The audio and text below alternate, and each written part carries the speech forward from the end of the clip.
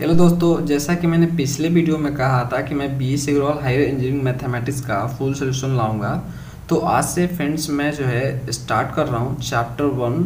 ये जो देख सकते हैं यूनिट 1 में अलजेब्रा वेक्टर्स एंड जियोमेट्री है। तो इसमें जो है पहला चैप्टर जो है सोल्यूशन ऑफ इक्वेशंस है। तो इसको हम स्टार्ट करेंगे आज से। तो इसी तरह से जो है हम चैप्टर वाइज सारा चैप्टर कंप्लीट करेंगे। तो फ्रेंड्स आपको जो है सिर्फ इतना ही करना है, इस चैनल को सपोर्ट करना है जिससे जल्दी ये ग्रो हो पाए और काफ़ी लोगों का हेल्प हो पाए। तो ज़्यादा से ज़्यादा शेयर किया कीजिए और फ्रेंड्स अच्छा लगे तो लाइक भी किया कीजिए। चलिए स्टार्ट करते हैं वीडियो को। तो फ्रेंड्स यूनिट 1 का ये देखिए अलजेब्रा वेक्टर्स एंड जियोमेट्री का जो पहला चैप्टर सोल्यूशन ऑफ इक्वेशंस है। तो इसी को स्टार्ट करेंगे हम लोग। तो फ्रेंड्स इस चैप्टर का एक्सरसाइज करने से पहले हम इसका कुछ थ्योरी कर लेते हैं, इसको डिटेल में समझ लेते हैं जिससे हमें इस प्रॉब्लम सॉल्व करने में बहुत आसानी होगी। इजीली हम सॉल्व कर पाएंगे, कंसेप्ट अगर क्लियर हो जाता है तो। इसलिए हम जो है सबसे पहले इसका थ्योरी कर लेंगे। तो देखिए पहले जो है यहाँ पे देखिए हम जो है चैप्टर 1 सोल्यूशन ऑफ इक्वेशन में से पहला क्वेश्चन ये निकल के आता है कि सोल्यूशन ऑफ इक्वेशन होता क्या है, ये क्या है। तो देखिए यहाँ पे इसका डेफिनेशन लिखा गया है, the process of finding the roots of an equation is known as solution of that equation. यानी ये एक तरह का प्रोसेस है, प्रोसेस से गुजरने वाला एक तरह का ये जो है मैथमेटिक्स प्रॉब्लम है। तो फ्रेंड्स इक्वेशन को फाइंड करने का जो प्रोसेस होता है। तो फ्रेंड्स पहला चैप्टर हमारा सोल्यूशन ऑफ इक्वेशन। तो इसका पहला क्वेश्चन निकल के आता है इसमें से कि सोल्यूशन ऑफ इक्वेशन होता क्या है।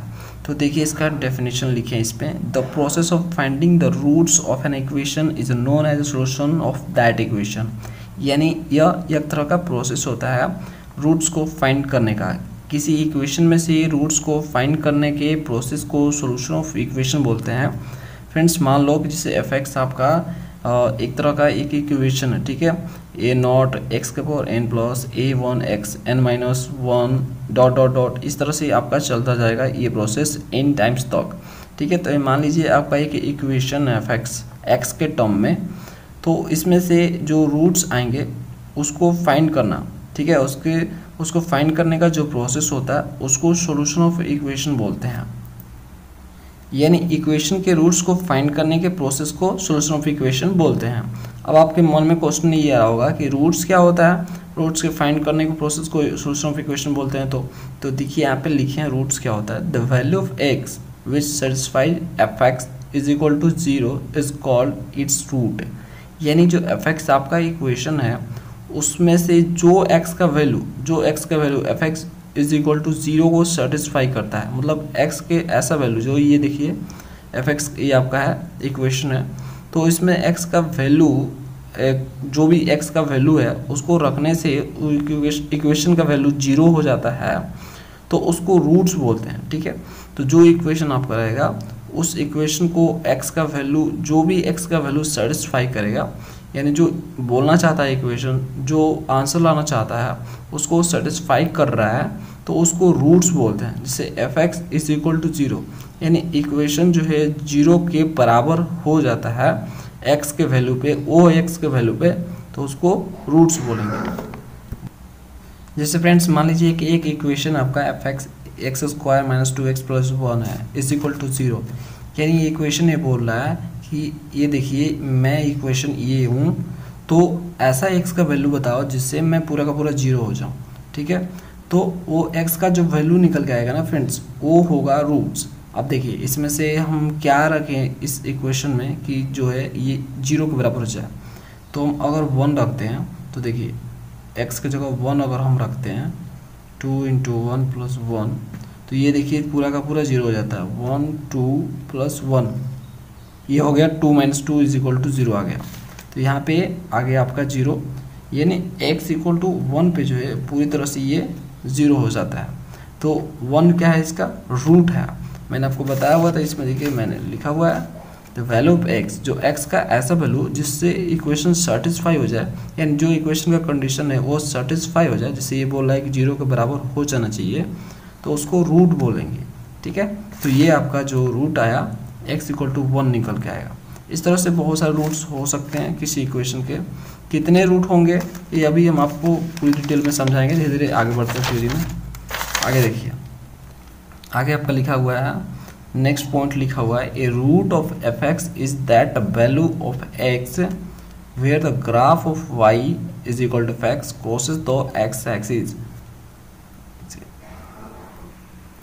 यानी फ्रेंड्स जो रूट होता है आपका एफ एक्स का, यानी जो इक्वेशन का रूट होता है वो एक्स का ऐसा वैल्यू होता है जो फंक्शन पे कहीं ना कहीं कट कर रहा था, एक्स एक्सिस पे कट करता है। देखिए जैसे कि ये आपका एफ एक्स इक्वेशन है, इसको ध्यान से आप देखिए, ये एक्स एक्सिस पे एक पॉइंट्स पे कट कर रहा है, तो मल्टीपल पॉइंट्स पे ये एक्स एक्सिस पे कट कर सकता है। अब जितने उसके रूट्स होंगे उतनी बार जो है वो एक्स एक्सिस को कट करेगा।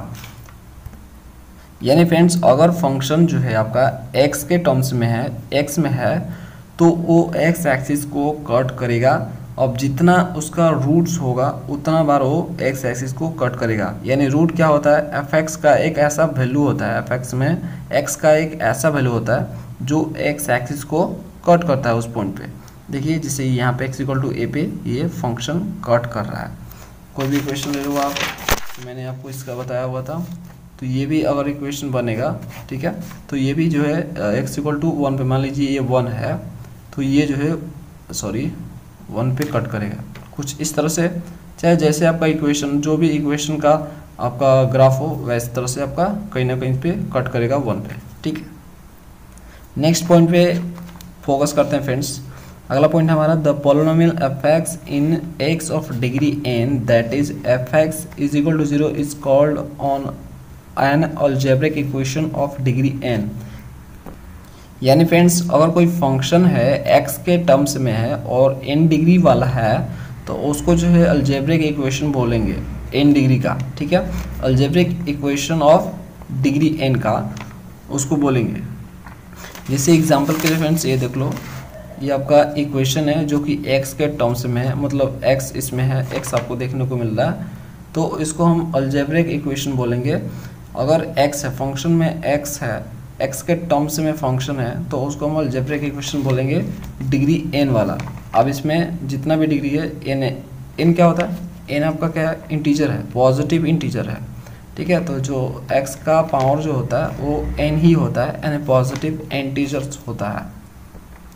यानी x वाले फंक्शन है इक्वेशन को हम क्या बोलेंगे, algebraic equation of degree n वाला, ठीक है, डिग्री n वाला।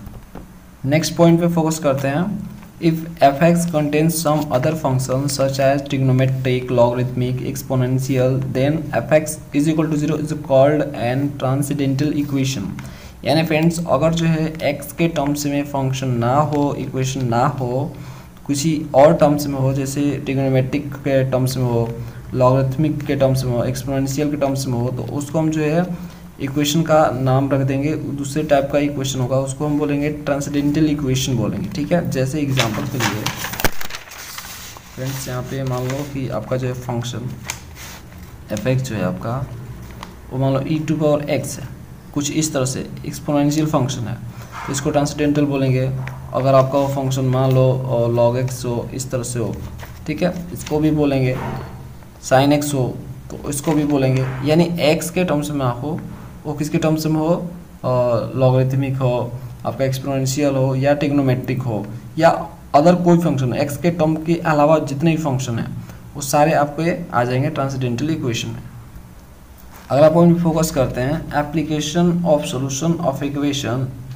This is a problem of basic importance in applied mathematics, we often come across problem like that. अभी हम आपको बता रहे हैं फ्रेंड्स, ये क्या है कि इसका जो है बेसिक यूज होता है अप्लाइड मैथमेटिक्स में। जो हम सॉल्यूशन ऑफ इक्वेशन पढ़ रहे हैं, कोई भी मैथमेटिक्स हम पढ़ते हैं तो उसका कहीं ना कहीं रियल लाइफ में यूज होता ही होता है, ठीक है। तो जो हम ये चैप्टर पढ़ रहे हैं, ये सॉल्यूशन ऑफ इक्वेशन, इसका अप्लाइड मैथमेटिक्स में बेसिक यूज है। मतलब बेसिक यूज मतलब समझिए कि स्टार्टिंग वाला यूज है इसका, थोड़ा सा स्टार्टिंग वाला यूज होता है, हायर लेवल पे इसका यूज़ नहीं है।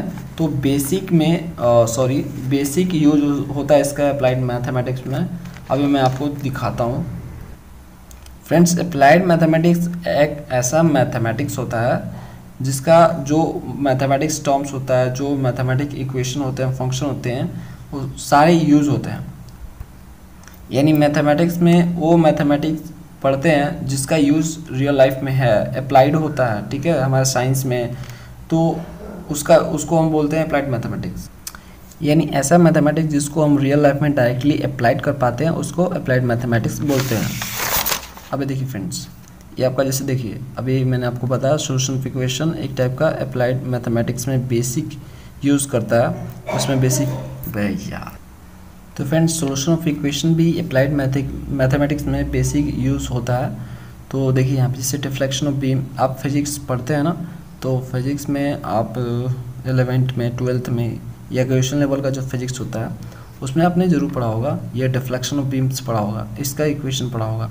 इसमें देखिए एक्स है आपका, एक्स फाइंड करना मान लीजिए,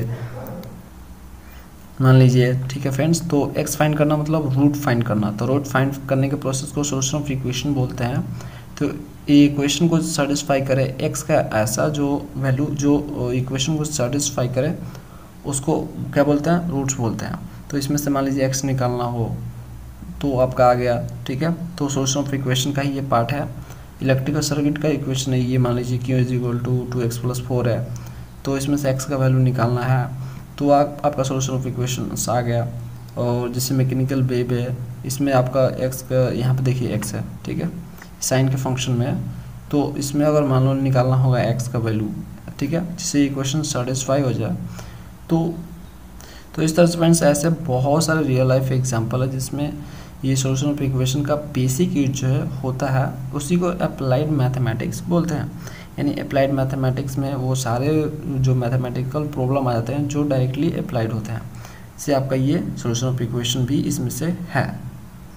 फ्रेंड्स सोल्यूशन ऑफ इक्वेशन में कुछ जनरल प्रॉपर्टीज़ आएंगे जिसे जान लेना चाहिए, जिससे आसानी होगा प्रॉब्लम को सॉल्व करने में। देखिए properties number 1, if a is a root of the equation f(x) is equal to 0, then the polynomial f(x) is exactly divisible by x minus a। इसको एग्जांपल समझिए। जैसे कि मान लीजिए ये आपका f(x) एक इक्वेशन है, ठीक है, तो इसमें जो एक रूट है 3 जो है इसका रूट है, क्योंकि इसमें इसको रखने से ये इक्वेशन सेटिस्फाई हो जा रहा है, मान लीजिए 0 आ जा रहा है, ठीक है। तो ये जो f(x) फ्रेंड्स में x का वैल्यू रखने पे 0 आ जा रहा है, तो x माइनस a यानी x माइनस 3 जो है इसको जो है इस इक्वेशन को एग्जैक्टली पूरी तरह से डिविजिबल कर देगा, पूरी तरह से डिवाइड कर देगा, क्योंकि यह इसी का रूट है फ्रेंड्स। यानी फ्रेंड्स किसी फंक्शन का अगर रूट है तो उसको x के इक्वल में लिखा जाता है, और जैसे x के इक्वल टू 3 इसका रूट है मान लीजिए, तो ये जो 3 है इक्वल के इस साइड है, उसको इक्वल के इस साइड लाया जाता है, जो भी वैल्यू होगा इक्वल के बाद उसको लाया जाता है। तो जो आपका बनता है इक्वेशन बनता है, जो भी बनता है उसको जो है इससे डिवाइड किया जाता है। अगर इस तरह से पूरी तरह से कट जाता है तो फ्रेंड्स पूरी तरह से ये कट कर दे तो ये इसका जो है रूट है, अगर कट ना करे तो ये इसका रूट नहीं है। तो फ्रेंड्स ये इसका फैक्टर होता है। तो अगर आपको किसी प्रॉब्लम्स में किसी इक्वेशन का रूट दिया है तो आप उसको डिवाइड करके देखो, अगर पूरी तरह से कट जाता है तो उसका रूट है, अदरवाइज नहीं है। तो यही आपको ये जो है फर्स्ट प्रॉपर्टीज बताता है कि अगर कोई रूट है किसी इक्वेशन का f(x) is equal to 0 satisfy कर रहा है उसको, तो वो जो x माइनस a भी सेटिस्फाई करेगा, यानी x के इधर लाने के पे जो बनेगा इक्वेशन वो इसको डिवाइड कर लेगा, पूरी तरह से डिविजिबल होगा। अगला प्रॉपर्टीज पे चलते हैं फ्रेंड्स। लिखा हुआ है every equation of nth degree has n roots, real और इमेजिनरी दोनों मिला के। यानी ये बोल रहा है कि अगर कोई इक्वेशन है n डिग्री का तो उसका n रूट्स भी होगा, यानी जितना डिग्री का वो इक्वेशन होगा उतने रूट्स होंगे, रियल और इमेजिनरी मिला के। एग्जाम्पल के लिए मान लीजिए ये आपका इक्वेशन है x के पावर 4 और -x² - 8x - 3 है। तो ये देखिए n डिग्री का इक्वेशन है, ये देखिए 4। फ्रेंड्स किसी भी इक्वेशन का आपको n निकालना आना चाहिए, कोई भी इक्वेशन हो उसका मैक्सिमम x का पावर वाला देख लीजिएगा, ठीक है, वही उसका n होता है। जैसे एग्जांपल के लिए मान लीजिए आपका x² है -x³ + x है +1, इस तरह से है, ठीक है। तो इसका मैक्सिमम x का पावर कौन सा है, ये वाला है, ठीक है, 3। तो फ्रेंड्स इक्वेशन कैसी भी दिया हो उसका मैक्सिमम पावर देख लीजिएगा x का और डिग्री देख लीजिएगा, वही उसका n होता है। तो जितने n होंगे उतने रूट्स होंगे, यानी इक्वेशन जितने डिग्री का होगा उतने उसके रूट्स होंगे। यहाँ पे 3 है टोटल, अब देखिए 3 डिग्री का है तो इसके 3 रूट्स होंगे, ठीक है। तो ये आपको बताना चाहता है जनरल प्रॉपर्टी सेकंड वाला, ठीक है, ये वाला, ठीक है।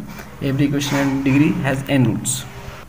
और फ्रेंड्स रूट्स जो है दो तरह के होते हैं, रियल और इमेजिनरी, तो दोनों को मिला के टोटल रूट्स होंगे।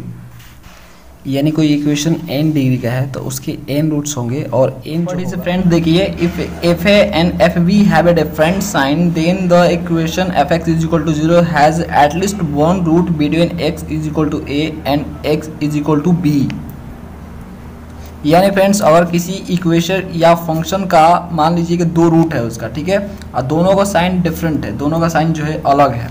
एग्जाम्पल के लिए मान लीजिए कि एक इसका x is equal to a है और 1 है, और मान लीजिए x इक्वल टू 2 है, b है, ठीक है। ये दो मान लीजिए ये है इसका, तो इसका साइन सेम है, सेम साइन है, तो इसके बीच कोई रूट होगा या नहीं होगा इसका तो गारंटी नहीं दे सकता है। लेकिन दोनों का साइन अगर अलग है, मान लीजिए इसका 1 है और इसका -2 है, दोनों का डिफरेंट साइन है, ठीक है, दोनों का साइन अलग अलग है, तो इसके बीच एक रूट जरूर होगा जो कि c मान लीजिए होगा, ठीक है। ये a है, ये b है, तो ये c जो है रूट इन दोनों के बीच जरूर होगा। यही कहना चाहता है ये अगला प्रॉपर्टीज़ कि ये आपका देखिए जो है अगर f है यानी एक रूट और f b एंड दूसरा रूट जो है दोनों का साइन डिफरेंट है, तो fx इज इक्वल टू 0 होने के लिए बीच में एक रूट जरूर होगा a और b के बीच।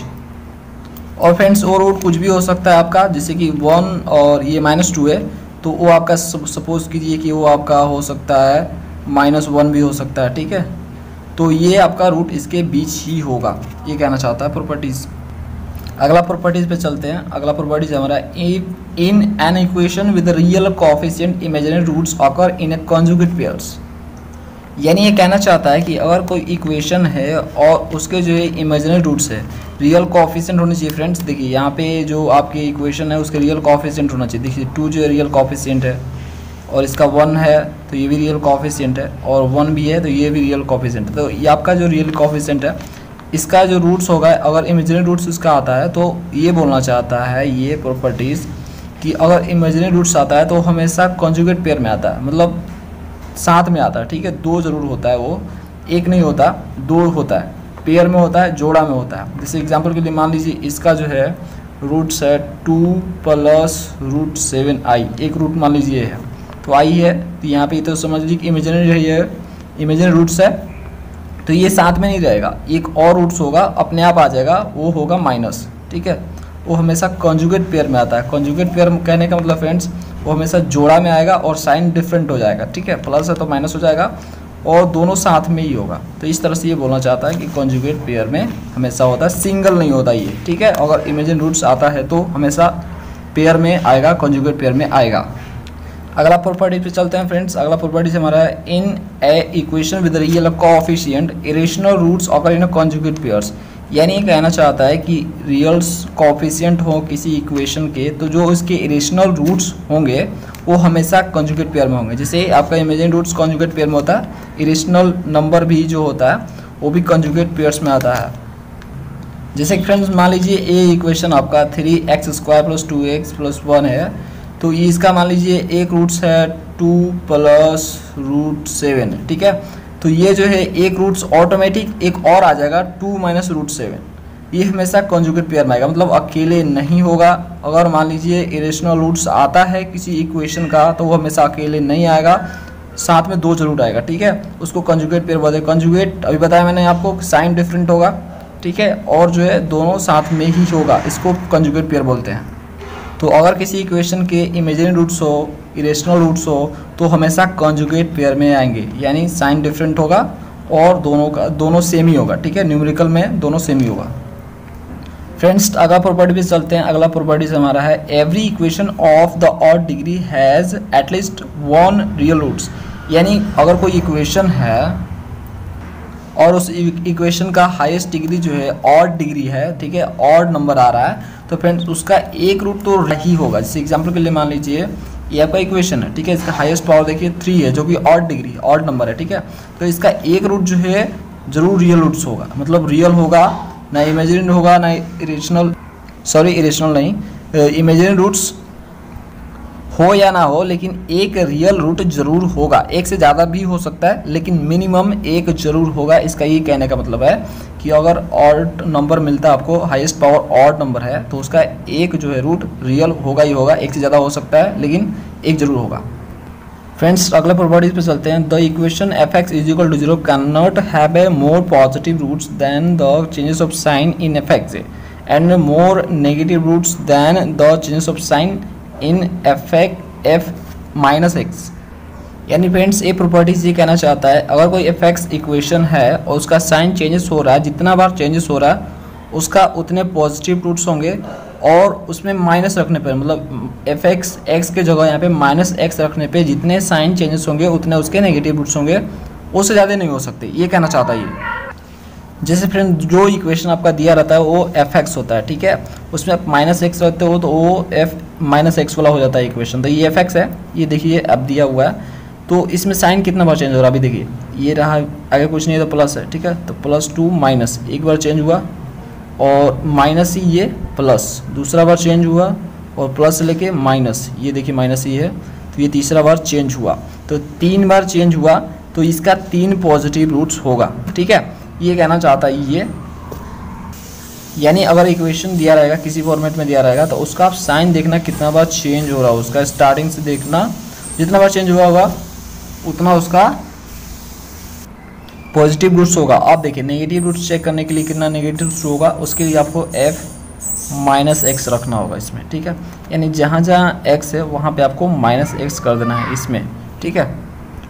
जैसे मैंने इसमें देखिए जहाँ जहाँ एक्स है वहाँ पे माइनस एक्स कर दिया। अब देखिए क्या होता है, इक्वेशन क्या बनता है, ये देखिए माइनस क्या करेगा, पावर 7 है तो वो माइनस बाहर आ जाएगा, ठीक है, तो ये माइनस होगा 2x का पावर 7 हो जाएगा ऐसे, और ये ऑलरेडी माइनस माइनस माइनस दोनों हो जाएगा प्लस, ठीक है, x के पावर 5 और प्लस, और यहाँ पे प्लस नहीं होगा फ्रेंड्स, यहाँ पे भी पावर 3 है तो ये माइनस बाहर निकल के आएगा, 4x के पावर यहाँ पे हो जाएगा आपका cube minus 5 is equal to 0। अब देखिए कितना बार साइन चेंज हुआ, तो ये माइनस से प्लस हुआ एक बार, और प्लस से माइनस हुआ दूसरा बार, और देखिए माइनस से माइनस कोई चेंजेस नहीं हुआ, ठीक है, तो यहाँ पे 2 ही बार चेंज हो रहा है, माइनस रखने पे, माइनस एक्स रखने पे, इसलिए इसके 2 नेगेटिव रूट्स ही होंगे, 2 से ज़्यादा नहीं होंगे, ठीक है, लेकिन 2 होंगे।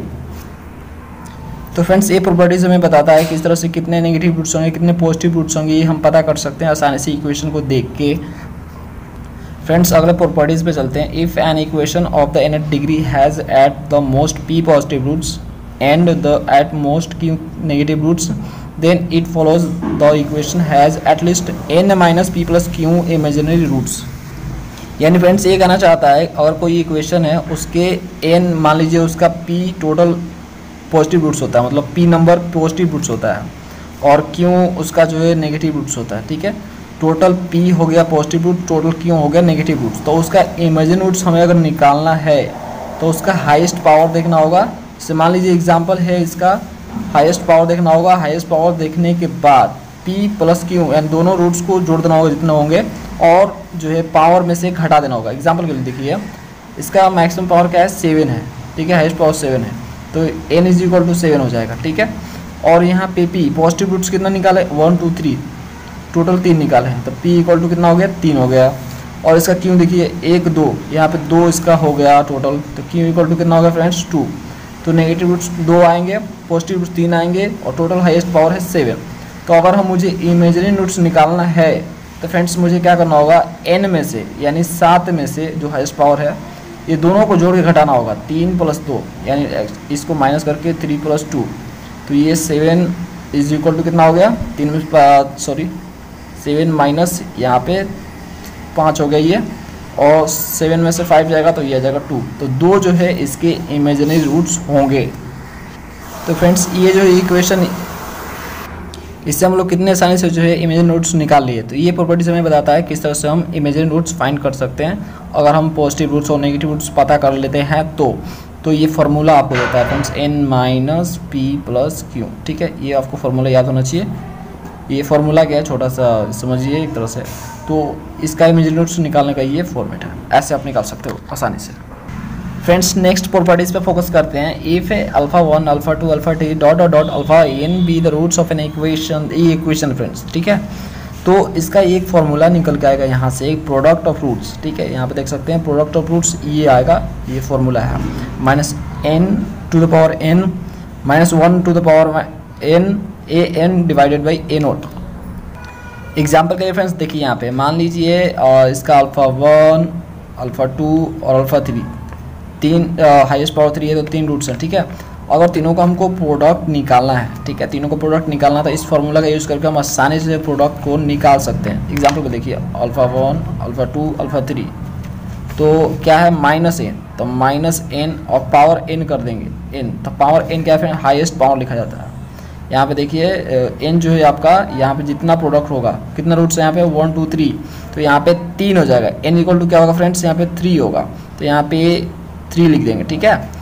अब यहाँ पे देखिए आपको लिखना है A N power A dot, यहाँ पे लिखा है, सॉरी ए नोट बोलते हैं इसको, ए नोट या आप E0 भी बोल सकते हो।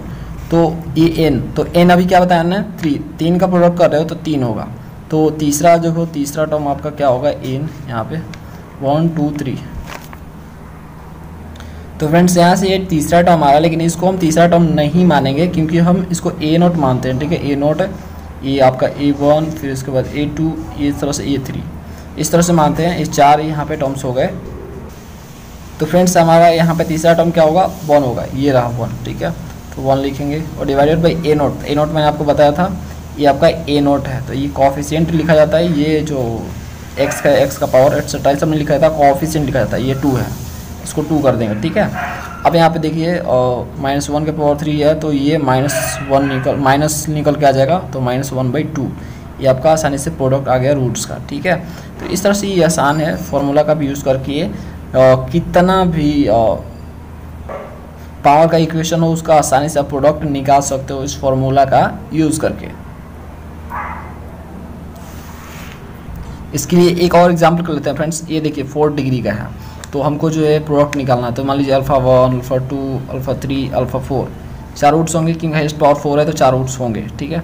तो हम लिख दिए यहाँ पे। अब फॉर्मूला लिखेंगे -1 के पावर n, उसके बाद जो है हमारा होता है an/a नोट होता है, ठीक है।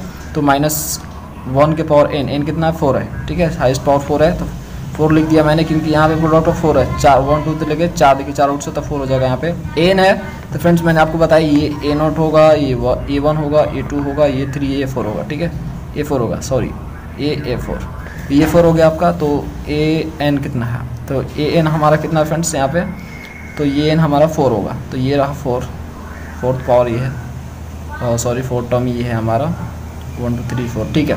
तो 4 हमारा ये है तो हम 4 लिख देंगे यहाँ पे। तो 4 की जगह यहाँ पे 1 दिया है, ए नोट है टोटल आपका 1 ही है। तो ये जो है इसको सॉल्व करेंगे तो -1 निकल